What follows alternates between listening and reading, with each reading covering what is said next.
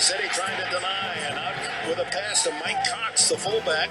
Cox picks up a first down. At Redland High School, Michael Cox knew he was good, but wondered just how good. I played in the East-West All-Star game in high school, and that was kind of the first pool of playing against other guys. I was a little nervous coming into it, like the first practice. I was pancaking people and running around the edge, and it's like, hey, this is not as hard as I thought it was going to be. A pair of coaches on the Georgia Tech staff had Pennsylvania ties, and despite a shoulder injury leading to hesitation from some regional schools, the Yellow Jackets were there from the beginning, which led to some lasting and epic relationships.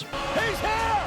He's here! Roman Reigns is here! WWE superstar Roman Reigns, he took me on my official visit. My recruiting class was with Calvin Johnson, who's one of the best receivers of all time, and NFL Hall of Famer. Tashard Choice, he was my tailback.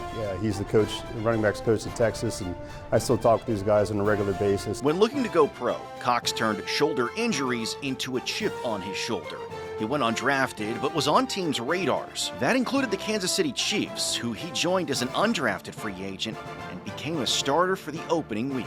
My first game, preseason game, was in Chicago against the Bears. I'm good friends with Robbie Gold, who was their kicker, a longtime guy, but I was out there like 4 hours before the game and running, already sweaty. He's like, Coxie, it's all right, man. You have a lot more after this. I was just so excited and nervous that in Soldier Field and everything, it was kind of surreal getting starting, and first play was blocking Brian Urlacher. After 3 years of creating holes for the Kansas City running backs, he ended his NFL time with 2 seasons in Atlanta, but still enjoys watching the Chiefs and their expanded view on the fullback position. I was just wishing I was out there.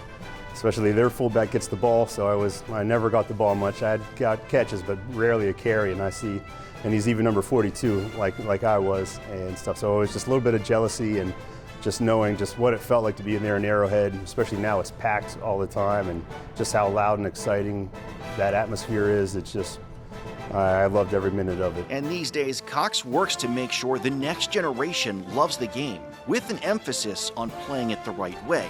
That's why he is the football coaches coordinator for Redland Midget Football. But I always like to say, get them started when they're young, so they're taught the proper technique. I'm the coaches coordinator, so I make sure all of the coaches run practices the right way. They're not doing any of the old Neanderthal drills and stuff that it will cause concussions and stuff like that. But let's get them trained the right way so they have the perfect technique and form.